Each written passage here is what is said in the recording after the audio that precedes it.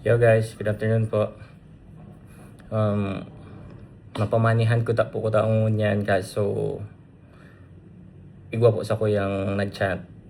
Naghahagad pong dikit na tabang. Dahil ko na po i-mention kung si Isay. Basta po nagagay siyang dikit na tabang ta ang sayang ama nagadan.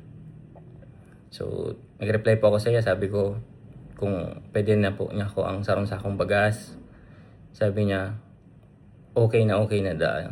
Nakulaon na da ang tabang. So sabi ko sige, dadarahan takan sarong sakong bagas. Tapos dadagdagan ko pa kaning kadikit na pang durudugtong. So ibanan po nindo ako mapakakita ang bagas tagos iatod ta na sa iya. Let's G!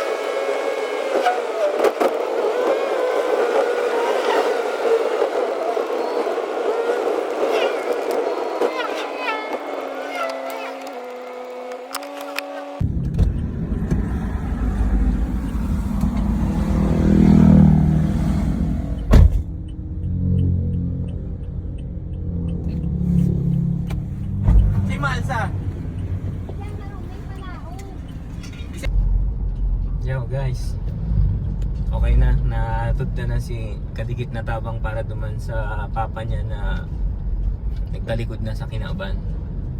Ayos, thank you.